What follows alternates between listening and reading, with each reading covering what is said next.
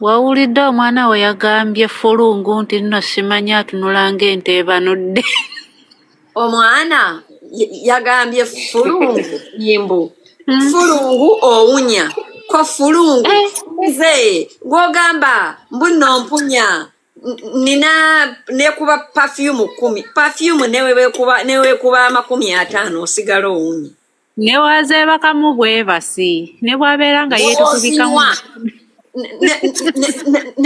Ne wozinywa ne bakola sajale ne bakuyiwamu perfume osigala owunya. Omwana n'amala n'amugamba mbu alina ekigere wakulinnya bakukubajjeeko okukijjako. Nebuuza lwaki Ffulungu yatugamba mbuno maama we yafa nenga maama we gyali. Anti kakati maama ssenga kojja taata tabitegeera naye kennyini. Kati gwe obeera gwe maama ye ssenga ate ye kojja ate ye taata ng'oyinza bagamba ki era naawe kennyini bikubuzaabuza n'ogamba yafa.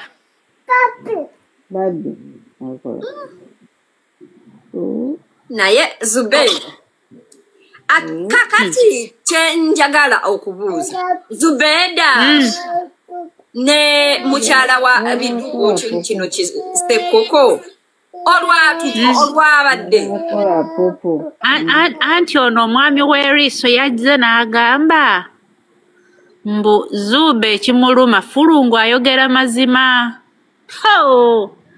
Zube n'alyoka amugamba gwe biskwiti wa Makisi neesonyiwa gwe biskwiti wa Makisi. Naye ng'omanyi kye yabadde ategeeza biskwiti wa Makisi. Akafaananyi akali ku biskwiti oyo tokamanyi. Tebayina njawulo. Kakati mu ndowooza yange.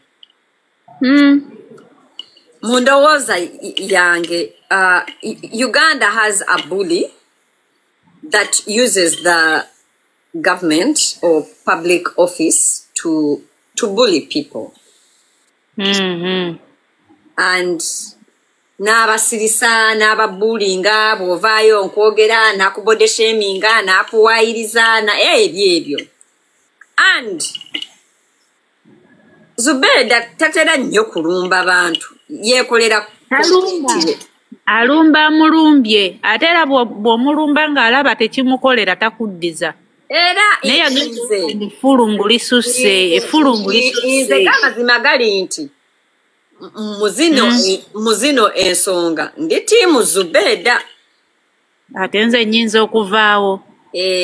Ndi tiimu Zubeida era buli muntu yenna eyeetaaga capital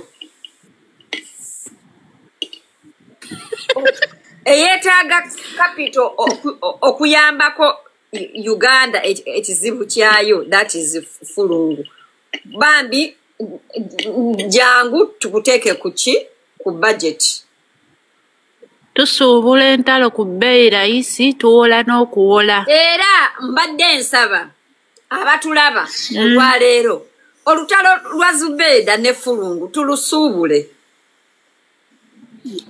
Twaluyinda tulupika. Olutalo lwa Zubeida ne Ffulungu tulugule kuba kati omanyi olutalo lunyuma mu nnaku 2.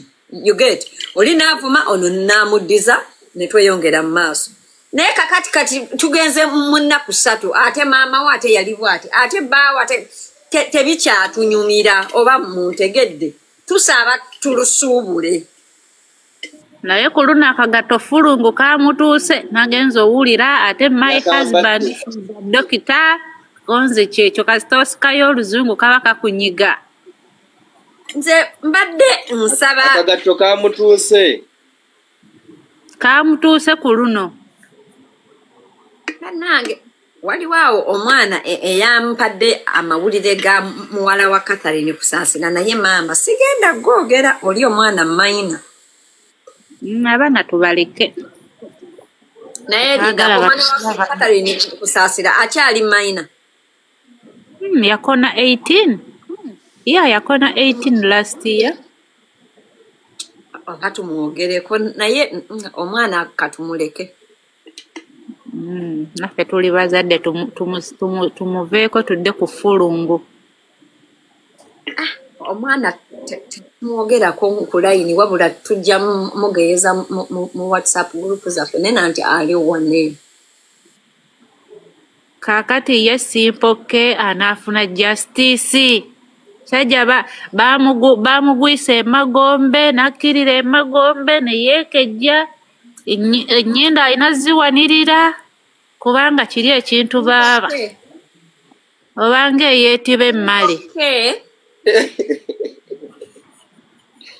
Tagenda kati justice Simpoke mwagala afune aliati. Ffulungu Simpoke bamufunire eddagala ly'enzuku eyo nayo justice gy'ayagala. Justice gye tusobola okufunira Simpoke. Ffulungu ajje muwe mana wash agende awoshinge Simpoke ageyo akole byakola nga tawanise ennyindo gyekyo kyokka. Senga eri Ffulungu newoona oli tutubika mu kadomolo omala budde. Nawulidde agamba atula mu kibwankulaata buli nnaku 3 mu wiiki naye era ekintu ne kimulemerako nga weetiba oyo. Ne Ffulungu abamwetiba bakikola batya basooka kuteeka element ku mu face storage. Ono Ffulungu alinga abawenjaga ne batamiira n'alyoka abakwata. Nedda temubanenya. Ffulungu akugwako n'oddengulu. Mwana yagambye akulinnya ekigere bakukubajjeeko kujjayo. Kati munnaye nga yakuguddeko ku buli. Ffulungu arenga abalenzi. Bakwate naawe tajira tebamwetiga. Ffulungu akwata bukwasi, Ffulungu mukwasi. Abagwira chifu. Ffulungu mukwasi. Ogenda okulabuka nga amaze okukwata.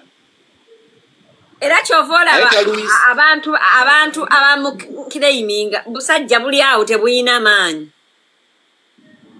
Kyo kituufu. Ne kakati kojja. Ne Ffulungu omutandika. Ffulungu n'oba mazima ddala nga tasoose kubuutikira. Otandikira wa? Wama Muuta. Muuta yadduse dda. Muuta alazeewa. Senga Asidi.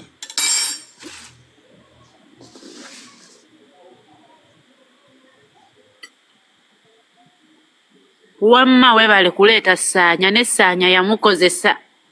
Ulufiga yankozesa. Abadde ankozesanga buli lunaku. Munange olwatuuka Amito nga atukolera akavidiyo Amito nga akaaba lindako wano nsooke nnoonye Muuta oba kiki ekitawanya Muuta oba data Muuta tulina data kiki teeka network ye mutawanya. Network yaka ye mtawanya oyo yagambye nzuuno. Abantu request Envuga mujja waneeno envuga ne mutuula mutuuzi mulingani ndi mu kuvuga ndi waneeno senga ndi mu kuvuga network Oli mu nfu kuvuga network ye mutawanya ng'ovuga. Ovugani. naye mumpulira. I hope you're getting me right. Mumpulira. Katukuulira. Sooka oleke sengo. Tukyali ku Ffulungu. Tukyali ku Ffulungu. Temusooka genda nnyo wa Mito. Ffulungu nze ntandika okulaba Ffulungu I think yali 2000 twali tugenze mu kivulu kya Chance Nalubega. Nina emyaka 29. 29 years ndi wa 96. 2000 nange mwenyini owakana kadde wakuno nali muto. Mutanga yakutuuziza mu ddagala oyinza okwejjamu. Nina emyaka 2 oyinza okwejjamu. Banamwe si mu bubi. In 2000 nange mmwe nyini namukadde wangu. Wakana. Ali muto. Genda maaso muta otyo. Ate otya. Genda maaso. Watandika omulala mu 2000 fumita emboozi. Anze nali muto naye nali mukulu nga ntegeera. Nze advantage yange banzaalidde mu Kampala. So ate mami wange yali akola ku Radio Simba. Kati nga muzannyi wa firimu wa bina Uganda. Ngali mu bakayimbira kati nga buli kimu mba nkimanyi. Natambulanga naye. Oba oli mutabani wa Jini. Jini teyazaala, Jini yazaala. Senga soko muleke. Oyo omumanyi. Maama omumanyi, mami omumanyi. Mungambe. Mami omumanyi naye sokwe tumuleke tetugenda mwasanguza wano senga. Tumuleke mu private olwo nayamanyi. Nja kujja mu sendiiti si wano mukwano. Saagala kunjuyi. Saagala kumanyi saagala kunsalako kigambo bannayuganda obamanyi bakuvumirawo omuzadde n'agwa mu depression. Bakwambaza obugatto ne bukutuuka ne butuuka ne famire. Nkunyumiza. Nze nalaba Fulungu oyo mu 2000. Olunaku lwange olwasooka okumulaba twali ku kivulu kya Chance Nalubega ekyajjuza abantu bakiyita yiga okwagala kyali ku Gaba Beach. Mwe mulabye Fulungu oyo ng'akuze. Ekivulu ekyo nzijukira abantu baali bangi kubanga abantu basimba layini omanyi okuva eri wansi nga kati awali akatale k'eggaba paka eno nga ku stage ng'abantu basimbye layini bayingire yiga okwagala. Munnange Fulungu oyo lwe lunaku lwange lwe nasooka omulaba. Naye Fulungu yayina ndowooza empisa ebyo ebiseera kubanga ndowooza ali yakava mu kyalo nga Fulungu ebyo ebiseera tannatunulanga bw'atunula kati. Anti nga Kadoma tannaba mwebaka nga mbeera wa sister wange mu holidays wano Makindye bayitayo Kakembo Road ebyo ebiseera nga Station Mayanja asula eyo ne Basekyewa kati nga Bafulungu bajja nnyo wano nga babysitter wano ku AY Eagles we yakoleranga practice ku AY kyokka kati waliwo club bajita Jackies. Munange Fulungu teyali muntu mubi. Naye Fulungu ndowooza ennaku ezemu yonka butaaba Fulungu ne yeekyawa. Fulungu oyo n'atabukira buli muntu. Fulungu atabukidde buli muntu. Fulungu at first yasoose kuba kyaliwo oyo Zubeda nga bwe bali mu kwetwala. Okiwulira? Because ne Zubeda omumanyi naye wa byantalo tagenda. Zube naye era siye muntu omwangu ng'omwangu kubanga ayina wano omukyala gwe yali akola naye Aliya ono eyeyito wa Black mumumanyi era nabo baayawukana. Okiwulira? Naye lwakuba nti Aliya ng'omuntu naye yemanyi wakabina mulungi so baali tebajja kukola ki? Bali tebajja sobola kukwatagana. Kati Zube muno mwayagalira okukwataganira na buli omu ndowooza wakati waabwe ne Fulungu waliwo diiru etagenda bulungi. Olaba muta. Zubeda ne Aliya bali bakola bombi naye. Mbulira. Tasakkiriziganya.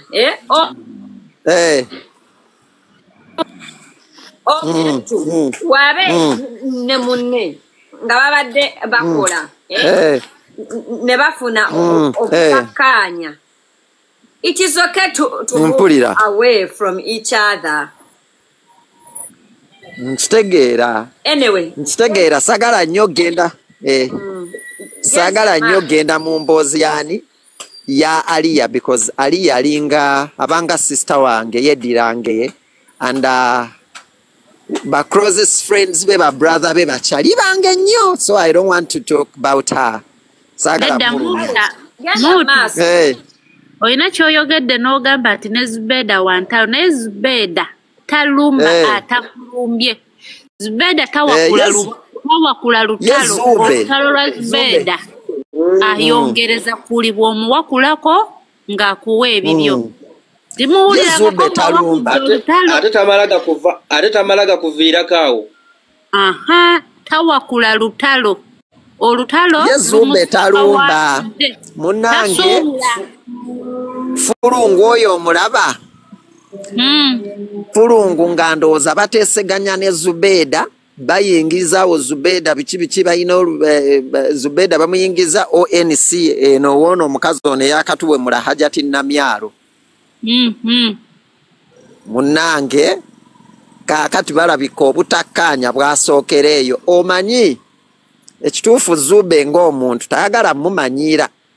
Ate Fulungu ayagala bakutwala wantu akufuule maid nga yakulagiriza ayo nonze mulese bwatyo Fulungu kyovola ne Kasuku yamugana okutwala ewa Bujimbo. Era ne Aliya ekyayawukanya Aliya ne Shamimu. Aliya yayagala mumanyira. Yes, yayagala nnyo okulaga Shamimu nti you're nothing without me, you cannot do content. Yes, you get it.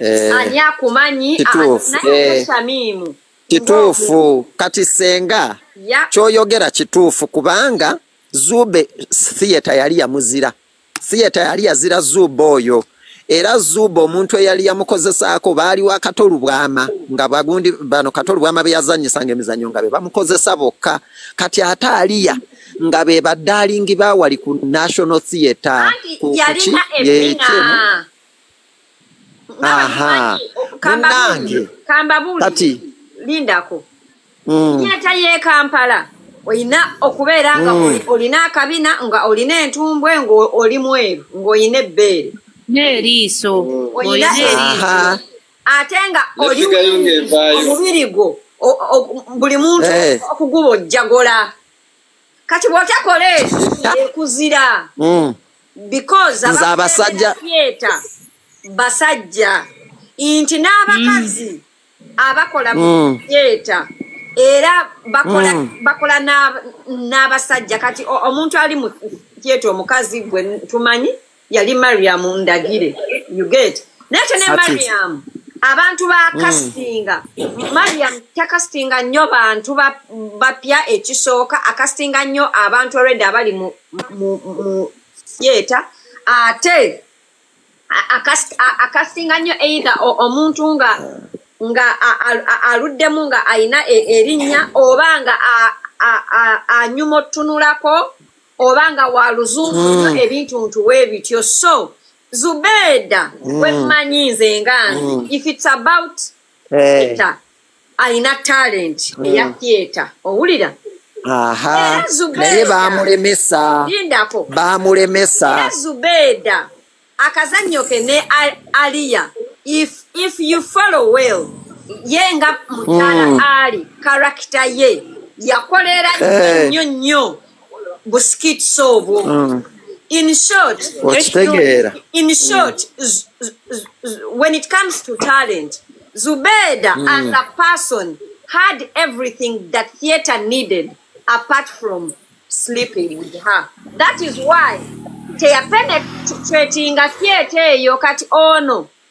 Olwokuba yalina ebbeere ng'alina amatako ng'alina abasajja ba theater bye baagala.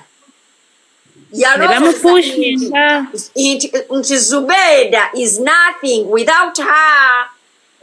Okitegeera kati awo obuzibu we bwava. Era ng'amumanyi nnyo ate Zubeda kyemmanyi ku Zubeda n'abakazi abalala abampi naye batabeera omuntu tayagala muyisa mu maaso waze ekyobumpi necessary naye Senga muteeka wansi Zubeda ng'omuntu yekkiririzaamu ate abantu abantu tebaagala bamanyiira era Zube musajja mukazi wattu mu kuzannya ng'azannya munnaye naye ng'oli ayagala muyisanga mu mbejja era Zubeda nze nga omuntu amanyi obulamu bw'ensi eno as we speak currently Zubeda is a winner 1,000 times. Of course, Zubeda nawe azannya. Muteka ku level ey'omuntu nga Mariam Ndagire mbuza lwaki. Zubeda muzanyi mulungi. Not just muzanyi, Mariam Ndagire we yajjira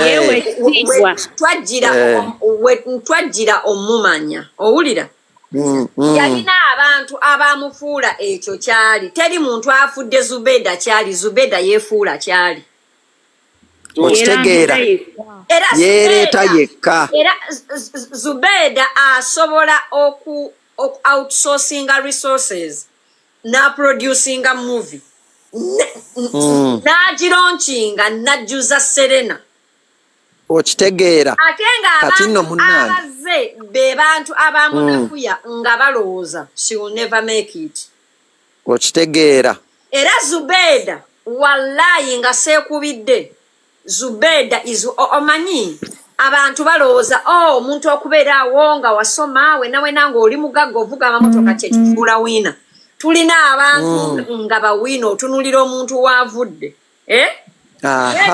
yayiseemu n'entebe gyatuddeko olwaleero internet namba eyogera ku Zubeda Zubeda waffe omuzira era ne Fulungu naye wiina lwakuba ate senga mukwano senga kyayogera kituufu lindako nkunyonyi what I mean Fulungu muntu mubi alina empisa embi and all that yes we know that but okusinzira ebintu Fulungu embeera ze obulamu bwe that is why kugamba imbu nze saasoma but checked my bank account nze saasoma naye gwani akumanyi gwina degree naye nze ntuuka awantu wotatuuka naye obuzibu bamumanyi naye era tebalina kye bamuyambye listen Fulungu is a winner in life lwakubanga she's accusing how winning senga Fulungu essaawa zino omuyita wiina singa oteekawo Zubeda ne Fulungu n'ogamba ku baana ani awangula okugerageranyako ku baana bo senga kyagezaako okugamba nti ne Fulungu okusinziira gy'ayise ne waatuuse kambabuuze mmwe bantu bameka nga bakulira mu maka amagagga nga wasoma olina ne PhD nga osobola okuyitika mu 7 ennaku zino bamumiitinga oyo ennaku zino yafuuka kyerolerwa naawe bamumiitinga nedda ssebo wandikize mu 7 kyo kituufu naakamulaba emirundi ng'esatu mulowooza okumiitinga mu 7 kintu kya bulijjo si kya bulijjo in fact erina ddiiru senga kankunyumize ojjukira akasajjako kali akampi ak'omu Angenwa ako kennyini saawa ya leero kaddiira kasobola n'okutwala okumumiitinga omukulu oyo eyo just ddiiru buddiiru mpozi ng'oli omugambye nti tayina waafuniramu naye ako akasajja kaffe akampi akalema kakutuusa bulungi nnyo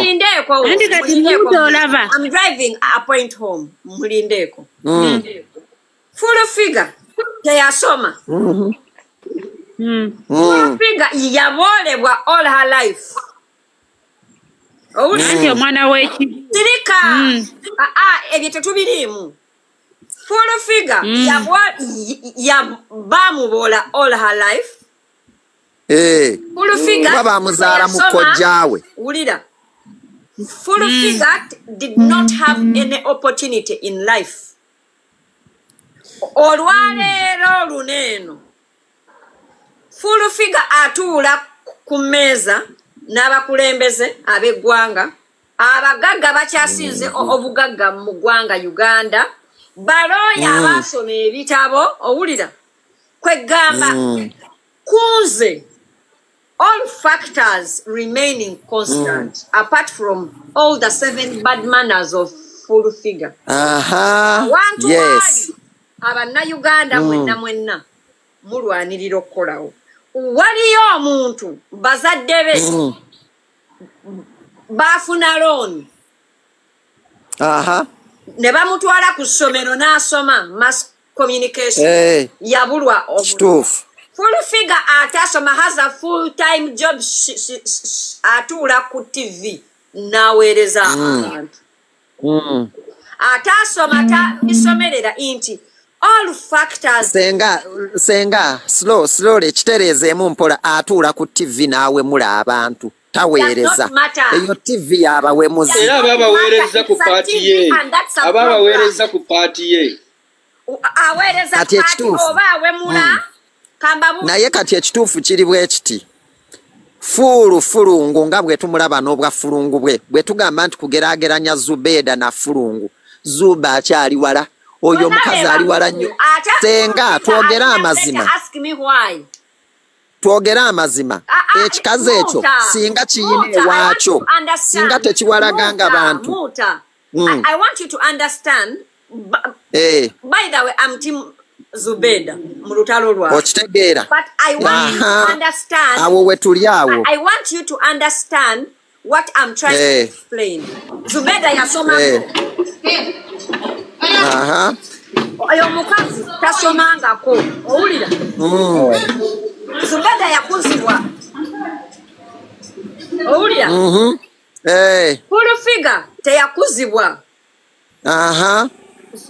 Zubeda had opportunities in life nkugambye yasomako because me when I sit with Shamim she's English, she articulates matters well yasoma yes Zubeda is a married woman owulira Zubeda yakuzibwa in love Zubeda alina abazadde basongamu weebale nnyo owulira naye ezo zonna kyatalina lindako naye full figure ayina watuuka Zubeda watasobola kusembera era nga ne opportunities if it is about opportunities full figure is hired owulira to do the jobs of the most educated people in this country.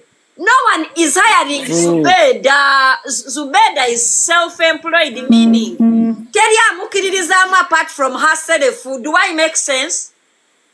Senga njogera katono. Oyinza okubeera ng'otudde oli emmere y'essenga. Tosobola comparinga Zubeda na full figure when it comes to achievement. Because Zubeda has had opportunities before that full figure did not have. Okusinzira ebintu bye nkuwaddeko. Naye kati sokoleke. Senga olaba fulungu oyo tumugeraageranye n'omulalu. Nti muyinza okubeerawo nga kabaka atudde amagye gajjuddewo mangi.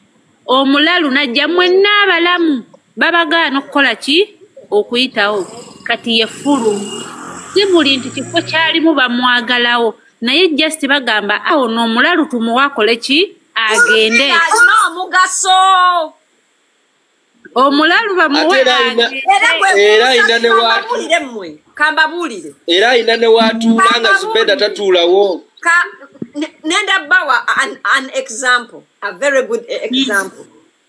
Full figure, echa mutusa agowali. Yavuma Museveni. Eranga yali mu struggle. Owulira. Bantu bameka abavumye Museveni abasoma, abalina following, abantu bebawuliriza Museveni beyagano yita. njagala nti full figure asasulwa okukola ekyo kyakola era akikola ng'akimanyi nti kyekimusasuza era full figure alina omugaso ogwo gwe nnyini ife gwe tuwulabanga atalina mugaso senga asidi nkutereezeemuko kati ni ku kintu ekyo wallahi billahi wallahi bwe giba mikisa pulupiga ng'atandisa okutunda ekyogo senga asidi nkutereezeemu ku kintu ekyo naye atya singa mugoba kyekiddako enkya gy'ava alekayo omukululu singa nze wano mujja mu kifo ekyo kyekigenda okudda ewange n'omulekawo nga nawe kennyini omukooye naye nga oli awo gamba Katonda yayamba kubanga n'ogeza omugjawo ekiba kigenda okuddirira kati kyoba omanya nti n'omusumba kyaliko kati no mwenna kambatere senga asidi senga asidi kambabuuze ani asobola okukola emirimu full figure gyakola mumbulire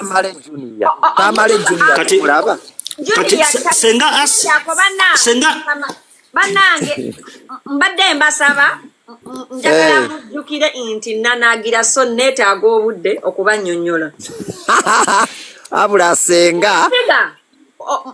mumulaba gwe waffe full figure ani kuffe abali waneeno gwe basobola okuyita ne bamugamba twagala owemula abantu owolereze abantu ababbye amataka nga ensi yonna eraba owolereze omuntu akutte omwana kwegamba weefuula ow'ekitalo nti okulemererwa oyonoone n'okikola baddiyalee alina omugaso ogwo gwe nnyini ogumusasulwa okukola era bakamaabe we baba nga tebasiima we batyo we balifa kati senga asidi nze kankutereezeemu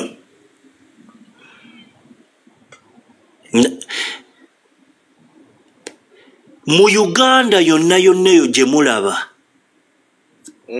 omusajja yatta ekintu kye bayita professionalism ekyo olina okumanya ye musajja akwata omuntu omusiru n'amufuula omugezi n'akwata omugezi n'amufuula omusiru anti n'omulembe gw'abagezi kimuyisaawo oba kisigala kimusuula kisuula busuuzi ffe tudeclininga mu buli kintu kati bw'ovaawo ogendako mu bitundu ebirala mu malwaliro nti omusawo tebamulabawo gweokimanyi omusajja yeetuuma erinnya nti ye tawabulwa ate n'alonda abamuwabula tetwagala bintu bya bufuzi waneeno genda obigambe ennyoko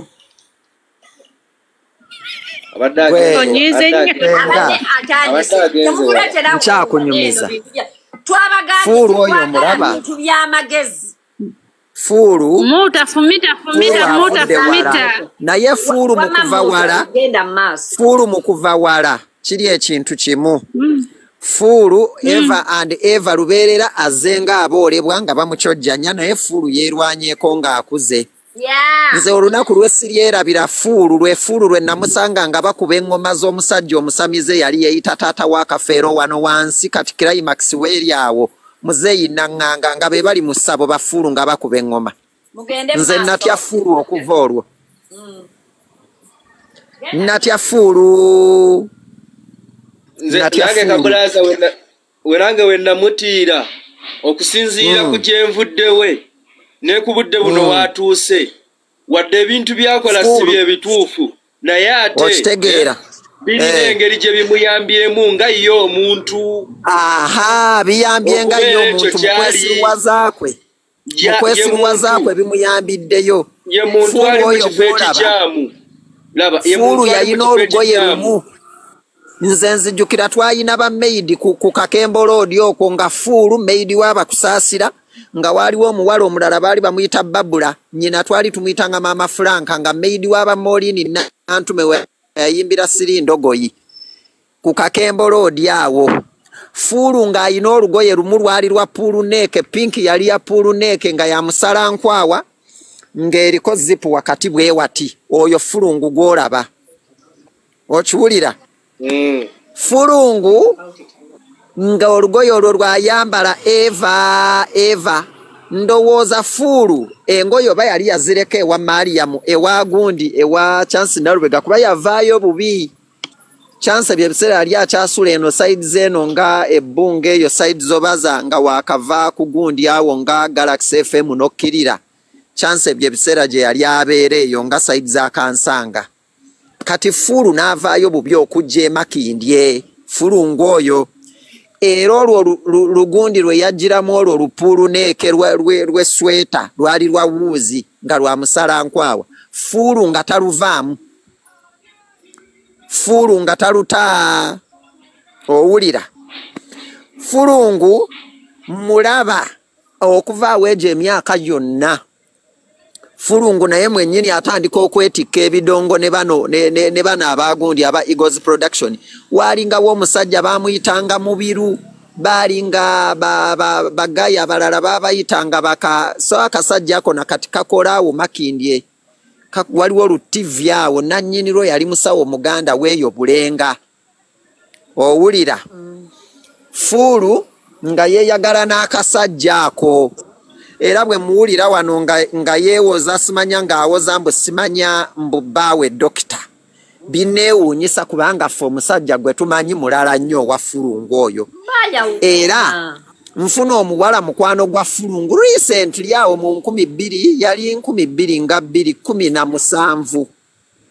Owulira.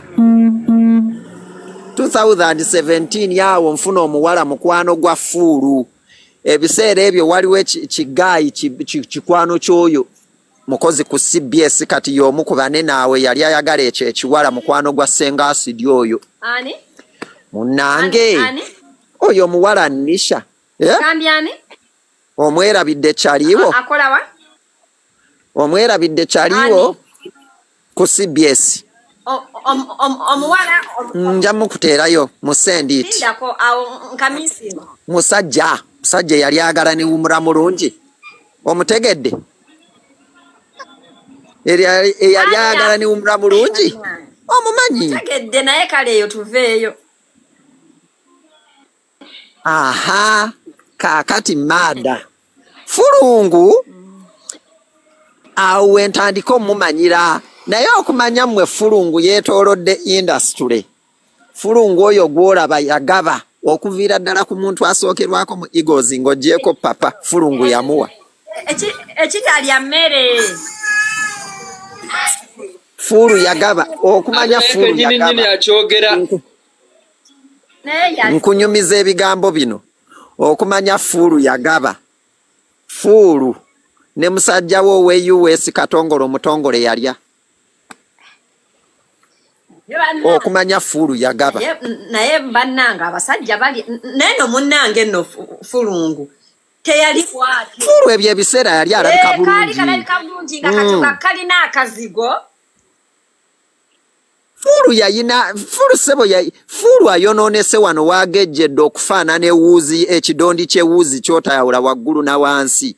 Kyogamba yayina agezebanakunaku ng'atalina kugambye alinga zino epipa z'amazzi zino ze baseneramu n'oyiwa n'oleeta lita 10 n'oyiwa munda. Munnange Fulu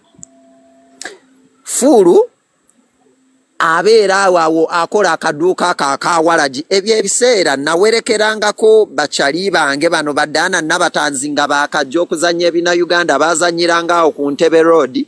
Waliwo akagundi bakayita Sekawa Motel. Sekawa Motel ng'abaana ebyo ebiseera ebyo bakyali basiibuufu nga tubeera waawo buli Sande.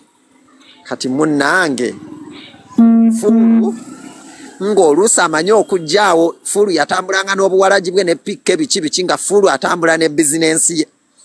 Fulu figa olwaleero bw'aba nga Fulu atuuse awo erudda senga kyayogedde olabanga mu butuufu Fuulu bannange Fuulu yeerwanyeeko Fulungu yeerwanye Fuulu ye muntu gw'ogamba njagala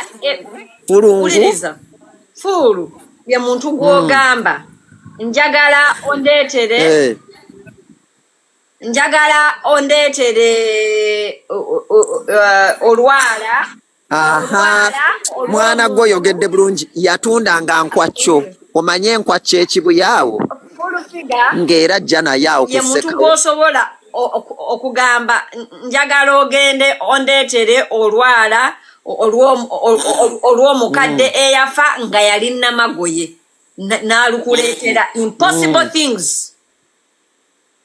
okitegeera oyo omukazi ali Serefumeedi si mu bubi okitegeera nze Fulungu by the way nze nali simuyinaako buzibu anti lwe yatandika okwonooneka ebyo ng'avuma buli omu awe mulabi kibiki ate nze Fulungu nali muyitanga mami because nze Fulungu nkuze mulaba ng'era nga tumuyita anti we yabeerera maid wa Junior ne Finera abo abaana ba Kathe nga tumuyita anti munnange Fulungu out of the blue Fulungu bwacha kumacha struggle bwe yajja Fulungu oyo yabuukira struggle yabuukira etokota ng'era abalala bonna bwe baabuukira Fulungu bwe yakeera ku machandooza ne bamuyita ye n'akozesa bargaining power ye n'adda ku ludda lwakoze eki olwaleero Fulungu ate lwafunyeemu nti luzikiza omuntu Fulufiga ya bargaininga okubeera ku ludda ye olumukolera ng'abantu nga bambuuga ate era senga era lwalumutuusizza ku kyali era ng'omwana wagambye akoze buli kimu ekisoboka okulaba nti obulamu bwe bubeera nga bwabwagala Fulungu oyo ali blessed ali lucky naye tali calculative kati kambanyumizeeko ku Fulungu oyo ebintu bye yasubwa okimanyi Fulungu abasajja bonna mu industry nga bamulidde era baamulekera waawo tayo nga talina kaalina mulowooza lwaki Fulungu ani yali afunye mu basajja ab'omu industry wangi ani yali afunye abasajja ba industry ogamba n'abafunamu n'atagwa bugwi mbogere ani oyagala mbakusomere maada oyagala mbakusomere omuwala gwe bayita bano abawala ono omuwala gwe bayitanga Jemima Namatovu tomumanyi yafuna ki era yakifuna mwani era aliwa mpozi mpozi yayimba ki teyayimba oluyimba lumu naye kati tali yeeyo buli kadde tabeere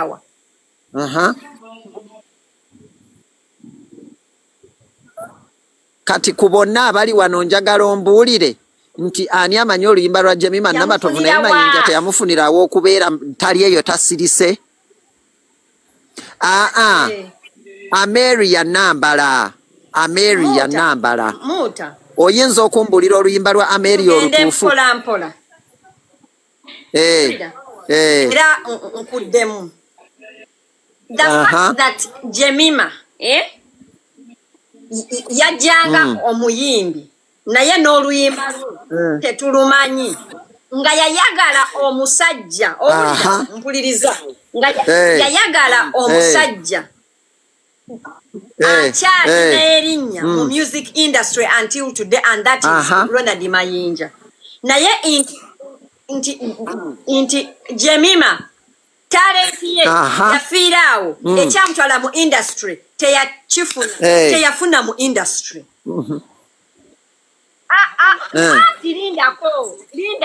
teyabeera calculative abaana ba Cario Caritas leka nkubuuze senga Cario Caritas aliwa kutegeeza nti teri mukazi yeebaka n'abasajja ba industry n'abafunamu ekyamutwala mu industry so it's not on full figure only It's every woman. But these people are looking for survival. Olowooza bagenda kuyimba. Bano abantu banoonya survival. Muta. Kati ndabyewo omuntu agambye wano. When I said inti omuntu afunye mu industry omuntu afunye mu basajja ba industry ne bagamba Rema teyafuuka kyali olw'okwebaka n'abasajja ba industry. Rema industry because Rema muyimbi yajja ng'ayimba era akyayimba. Ate yali calculative n'okutegeera yali ategeera.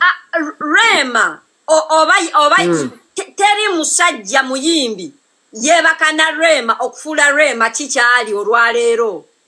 Rema kyali yajja kiri. Rema kyali yajja kiri. Yajja akiri era akyakiri.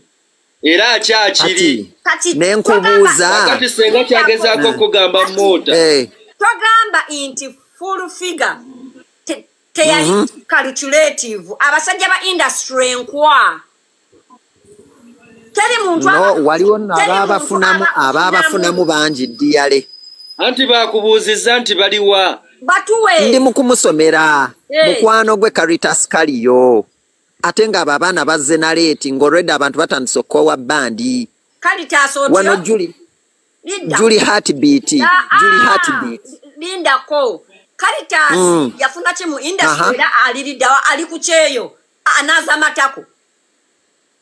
Mukwano yagenda lwa bufumbo yagenda lwa musajja we. Musajja waani? Yamujja mu industry. Ani muyimbi? Si muyimbi naye ng'era yamufunira omwo. Yafunamu anti omuyimbi era asobola okuconnect. Nedda omuyimbi era asobola okuconnect nga wawulira Princess Amira yakugamba Hajaruna mu biruye yamufunira kasolo. Lindako mukwano. Muta. Oyina kukozesa industry. Muta. Njagala otegeere inti. Inti omuwala yali muyimbi. Owulira? Nagenda ku stage nayimba. Kyanjagala okutegeeza inti there is something we call fate. Where you meet your partner, does not matter. Inti, with or without singing. I mean, rather Caritas yandifunye omusajja yandibadde mufumbo. Ontegedde? Caritas yafuna ki mu industry ng'ali ku America anaaza matako akyali muyimbi. Muganda wange waliwo n'aba yayimba n'agigulamu amayumba. Omusajja yali wa industry teyali wa industry. Abasajja ba industry enkwa teri abafunamu. Naye n'amuyamba n'amusomosa n'amugja wano mu lwokano gwe tunulira abaana be yajja nabo. Omusajja teyali wa industry. Senga muganda wange ekituufu fuulu nga industry yo teyagifunamu. Naye kaakati mu butagifunamu eno gyali abeere calculative nnyo alabe nga at least yo afunamu.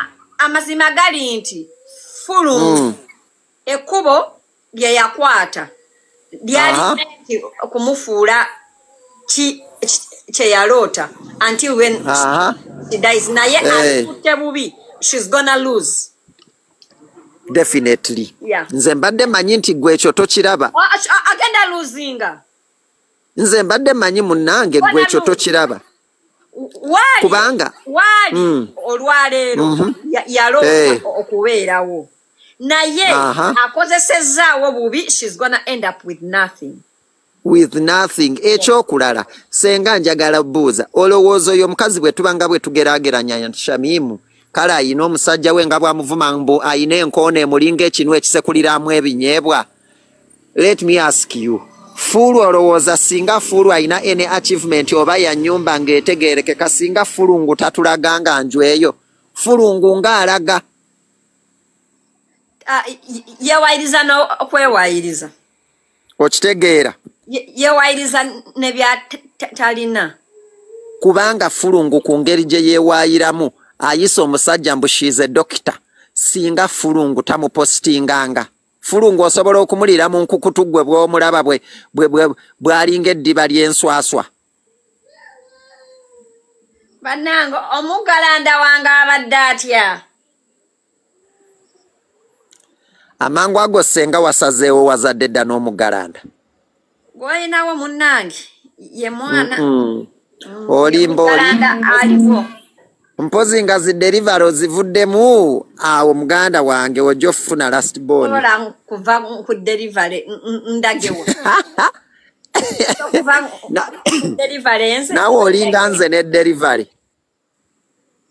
naye bannange temu nkwata bubi Shamimu Mayanja is a hard working woman era naye she's a streeter oyo omukazi yeah era naye Shamimu is 1 in a million naye Shamimu is 1 in a million nze oyo omuwala Shamimu omulaba senga Shamimu oyo yambuulirira olunaku lwe nakeera ku makya ntwala application yange wakatolubwama ku TV yaabwe simanya B24 ne bannyima omulimu nansanga wabweru nga nkaaba ebiseera ebyo ka TV kaali kakyali wane Mengo waggulu w'olubiri Shamimu oyo nambuulirira nga tammanyi nga simumanyi naye ng'ekinnyimisiza omulimu kubanga nnyina ennyinda empanvu ntunulanga Abanyarwanda nga nvudde mu ofisi yaabwe nga nfulumye nga banvumyevumye walinga wekiwala by then bakiyitanga Mary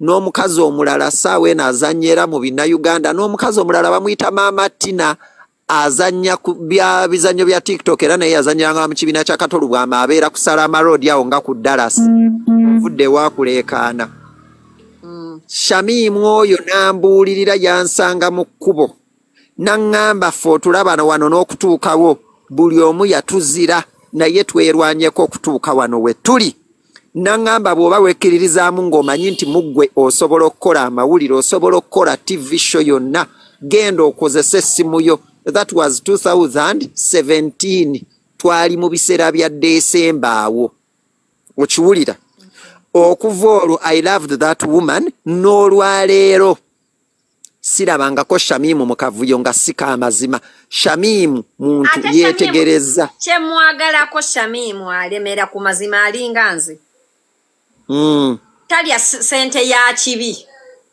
okitegeera yeah that is aina values okitegeera kati oyo ye Shamimu aina values and integrity those two things ye Shamimu ntegeera Shamimu nti Shamimu mukwano Shamimu is a friend Shamimu is a friend Shamimu oyo nziramu okumanya Shamimu awo ndowooza nga ntandise okukola on a certain TV station kati nga ate bbaawo akuba bifaananyi biko that is where I understood Shamimu from okutandika omutegeerawo nga ntandise okutegeera nga nzigweddemu amaalo nga ntandise okubaako byentegeera naye oyo omukazi nze era bwe nalabye Fulungu ng'amumanyira Fulungu bw'atyo Fulungu abuukira buli anafuya abantu avuma abantu n'akola atya but Fulungu is not a bare minimum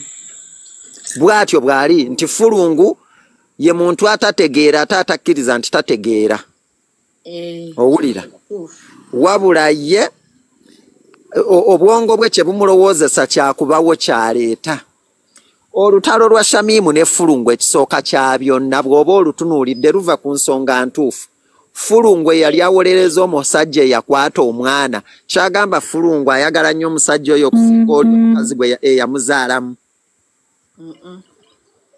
at the end of it all era kyamaliriza ng'ate omusajja Hajati ye yali amusuza eyo ne tuvaayo tuzze era ku lutalo luno olwa famire endala era Fulungu yeerese Shamimu kye yamubuuzizza nti ewammwe ku Hoima Road tewaliwo lwaki tokaayanirako ku famire y'ewammwe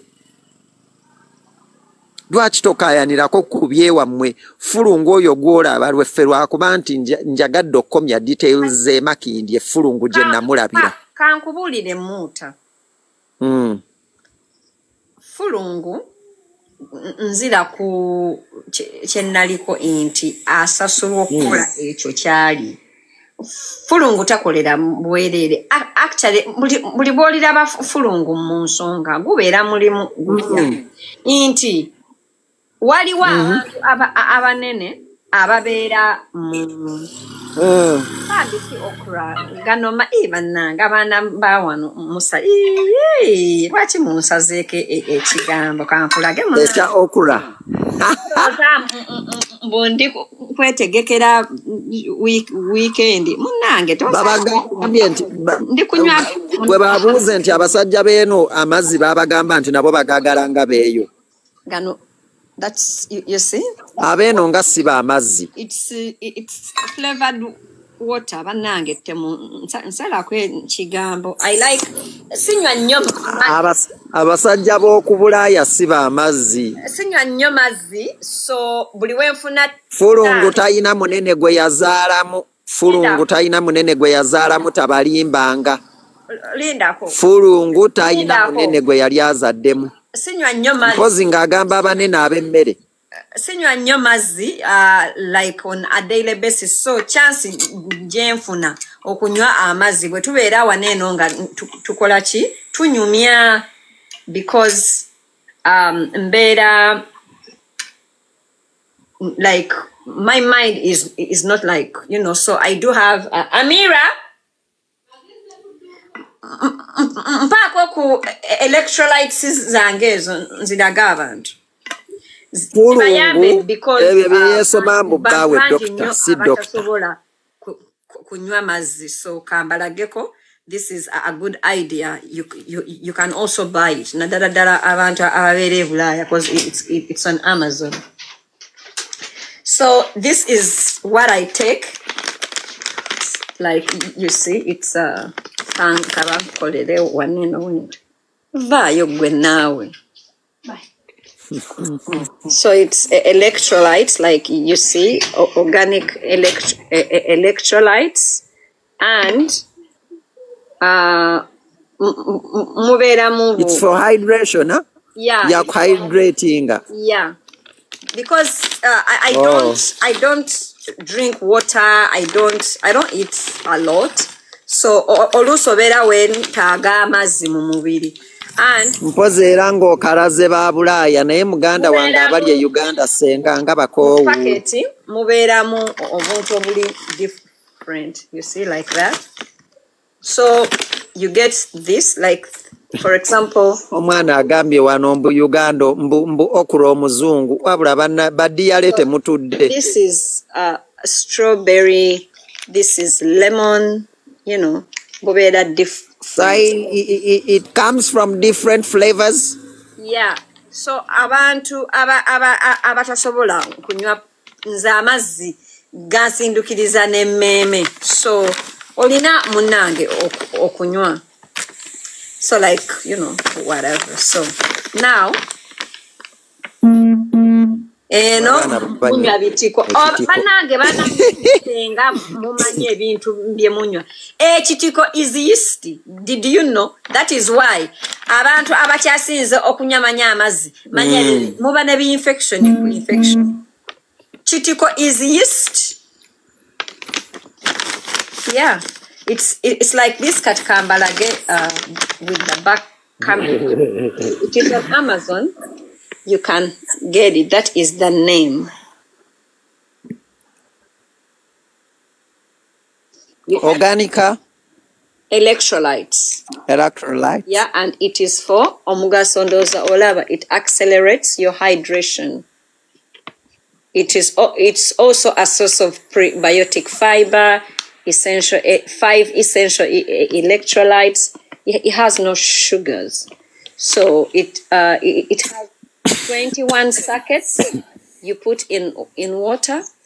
These are the wabula badiyale temutudde mbu kitiko won't save you from HIV and tussle is closed temuwummula so you can take a screenshot that is really abantu abatanywa diyale senga mbadde nkyakunyumiza mukwano owulira nze saagadde kumalayo mboozi ya Fulungu ey'emakindye because erimu abantu bangi be yakosa famire zaabwe nga baasirika owulira mbanyonyola nti wabeerawo abantu abanene be batwalira emisango egyo jjukira e Uganda emisango gizaala leenya owulira Gibeeramu sente, gibeeramu enguzi, gibeeramu naddala enguzi.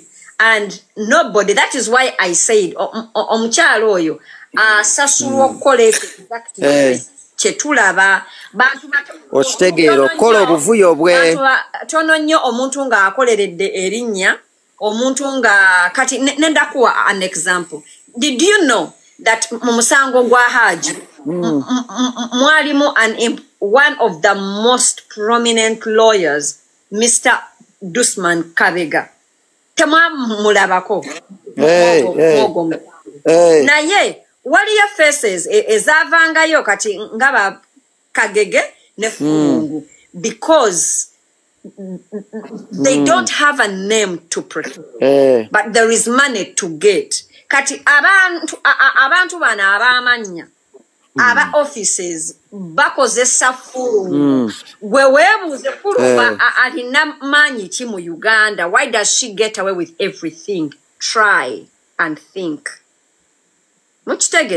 Okitegeera akozesa amanyi mangi. She speaks with a lot of authority and nobody analyzes her. So ask yourself why. Because waliwo ebifo byagenda munga already the ground is already leveled for her to execute. Actual word is she is a puppet to big people. Weebuuza Fulungu amaanyi agajjawa gaakozesa mu ezo kkooti. N'akola katembo ono n'akola katembo oli. Fulungu ye muntu y'omu. Recently wabaddewo omusango simanya gw'aba Haji bakayanira simanya biki ebintu simanya biki ne family ye. Fulungu nga ye wuuya zaalebera ebbuto erimulinga ffena ayengedde gwe bakubako n'agirabwe bubbubu. Nga Fulungu ye wuuyo. So kati wabeerawo ebintu nga abantu bagamba. Ate n'ekirala Fulungu aina ebintu byakolanga purposely. That is the exact purpose. Jabawa an example. Mu musango gwa Haji Fulungu yajja omusango nagumakinga to be irrelevant, to make people lose interest in the case. Ne baleetawo ebibozi bya Hajjatizula Mwenzi. Kati abantu ne tujja focus ku musajja eyakwata omwana. Ku musajja yakwata omwana. Lwaki full figure ayina obukyayi ku Hajjati? Because the main purpose was her to draw attention away from the case and put it on herself and her behavior and everything she's doing in the media. So ye akole kimusasula okukola. Kwegawa diversion. Exactly. Kati ate nno Fulungu mukyali ku ebyo.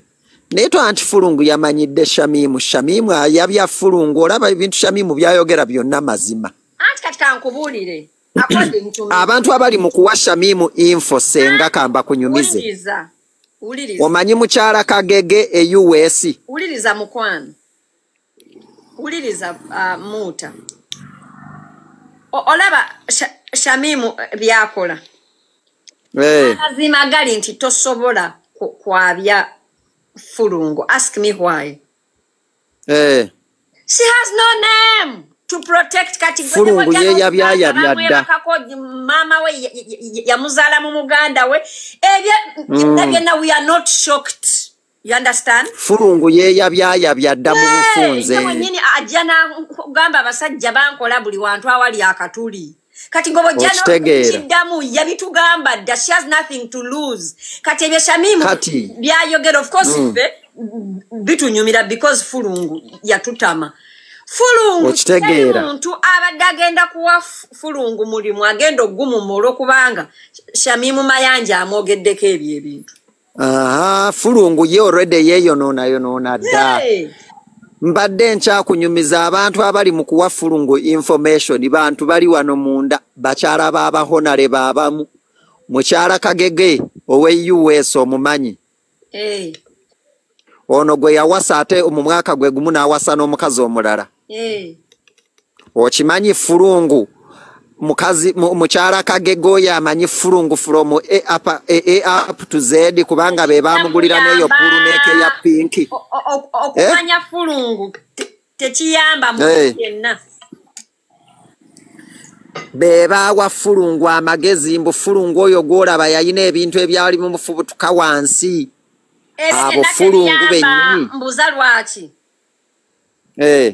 Fulungu ebintu bimufubutuka wansi awonye ekivundu manya atula mu kibwankula tabiki bakyasobola okukuba nga azaala tebiyamba oyo mukyala Fulungu gwolaba abali mu kuwa Shamimu information be bano be yayitanga ba anti we yatuukira mu bwa Meidi era Shamimu bombuuza yakoze bubi nnyo okola ki okuyingira olutalo ne Fulungu yakoze bubi nnyo Fulungu yali meant kubeera mu lutalo ne Bad Black you get me abo be bantu abali meant taking on. Shamimu was not supposed to.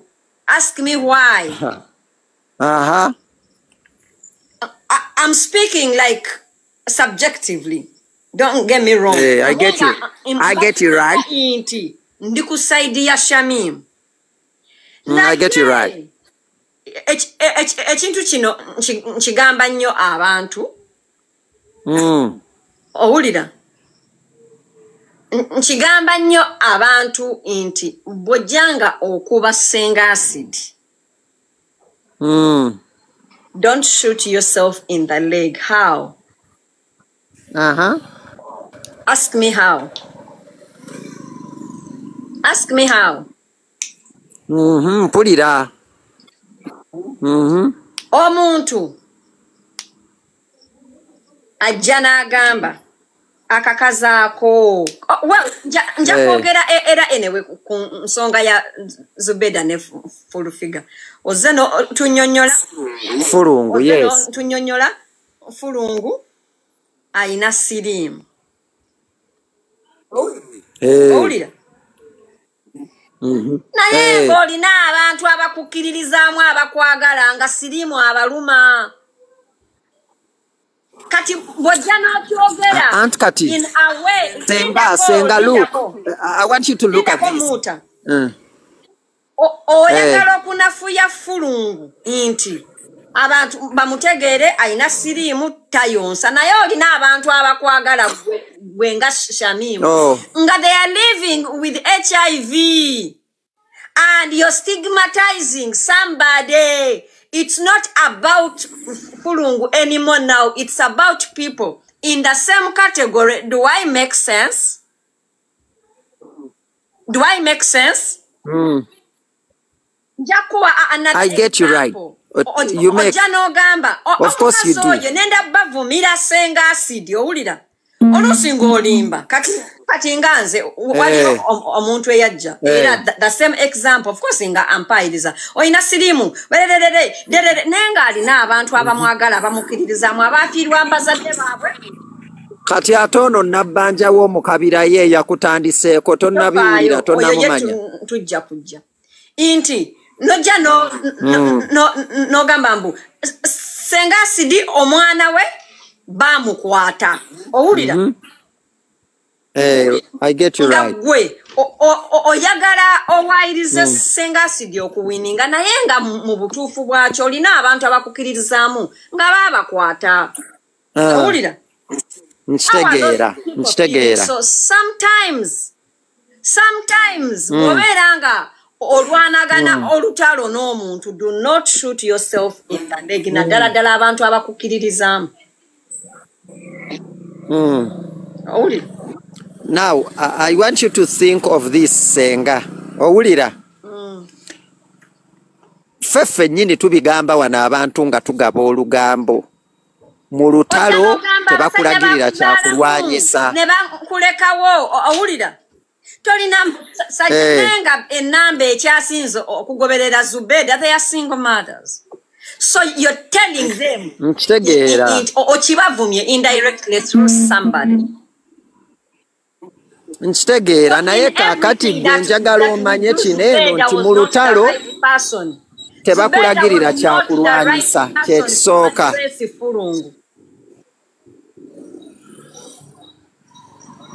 Of course, yet she's not that class of that woman gwe yandiyombye naye because oyo omukazi ye nga yamagezi talina tategeera naye kakati oli already yamaze dda okumulumba ate wamusiriikirira abanga amuwadde definite win okitegeera ekyokulala oyo omukazi akifudde nti ye ayina okwetwalira waggulu nnyo alaga ye w'omukisa buli kimu yakifuna era buli kimu era banange kakati that is why Zube yenga ye bambi naye asazeewo amuddemu awa abantu story entuufu okimanyi omukazi oyo yali yalimba about story ya family ye era abantu amazima bagategedde kati nti bamuzaala mu senga we simanya kojjaawe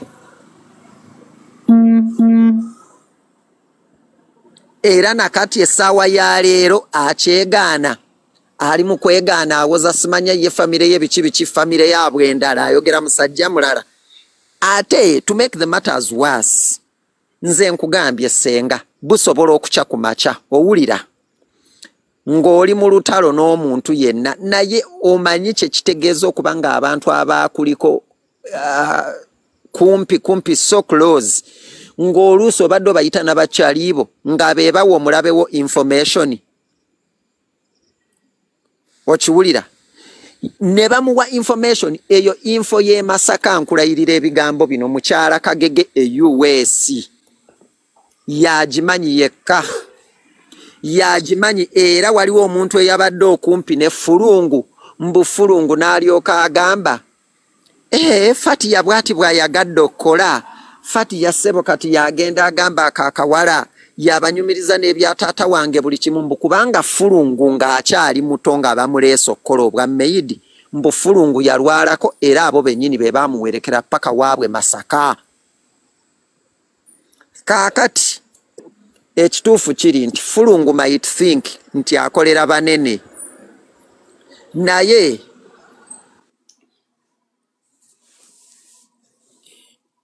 tuwulira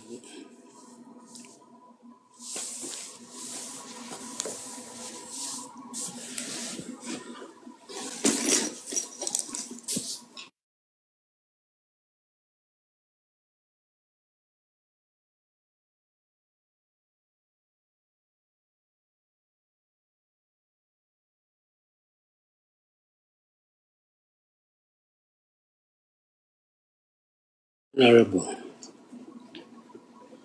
kati olaba mu ensonga yagunja eyo first of all oba otegeera omuntu ng'alina ekizibu tomulumba bwotyo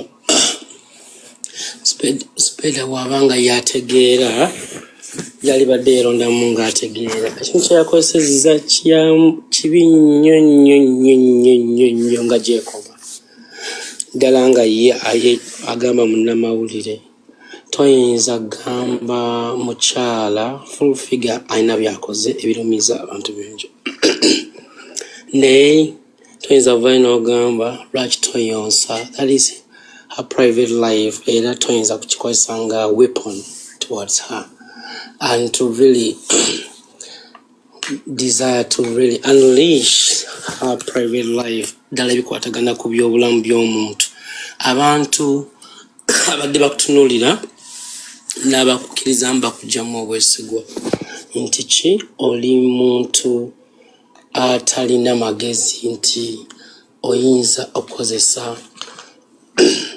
obulwadde bw'omuntu ng'ekivumo ne weerabira nti n'abaana abakuki wali abaana abato baalina abatalina musango probably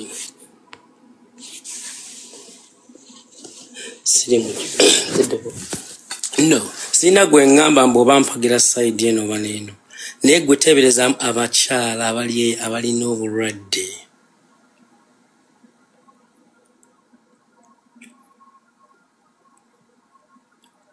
Fulungu naye alina byavumya anti abaana abalala mukimutategeera Zubeda kyeyakoze kulaga nti saidi y'abantu abalina obulwadde it's like kino kivudde kati nga acid wagambye kivudde ku full figure kivudde kizze ku character ya Zubeda